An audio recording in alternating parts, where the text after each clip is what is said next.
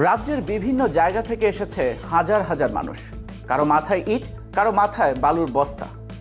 সংগ্রহ করা হচ্ছে কোটি কোটি টাকা, কারণ আবার তৈরি হবে বাবরি মসজিদ, যেখানে ব্যয় ধরা হয়েছে প্রায় ৩০০ কোটি টাকা।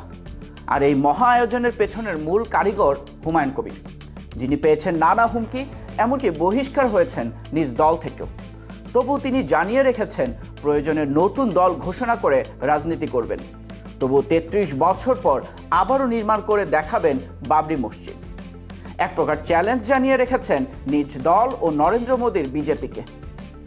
বাবরি মসজিদ তৈরি বন্ধে হয়েছে মামলাও, তবে কলকাতা হাইকোর্ট জানিয়ে দিয়েছে বাধা নেই এ মসজিদ তৈরিতে।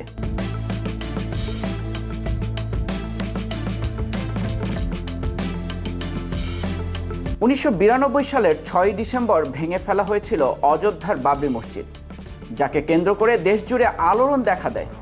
সে কথা মাথায় রেখেই এই দিনকেই মুর্শিদাবাদে বাবরি মসজিদের ভিত্তিপ্রস্তর স্থাপন বা শিলান্যাসের দিন হিসেবে বেছে নিয়েছিলেন হুমায়ুন কবির।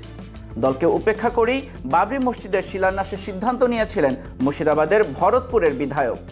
আর এই কর্মসূচিকে কেন্দ্র করে বেশ কয়েকদিন ধরেই উত্তপ্ত ছিল রাজ্য রাজনীতি। একদিকে বিজেপি এবং কংগ্রেস যেমন তাকে কটাক্ষ করতে ছাড়েননি, তেমনি তার নিজের দল তৃণমূল কংগ্রেসও সম্প্রতি হুমায়ুনকে বহিষ্কার করে।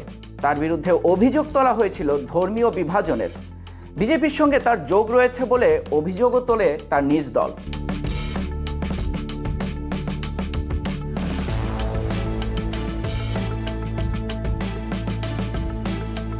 বাবরি মসজিদের কর্মসূচিকে কেন্দ্র করে শান্তি ও নিরাপত্তা ভঙ্গ হতে পারে এমন আশঙ্কা জানিয়ে একটা পিটিশন দায়ের করা হয়েছিল।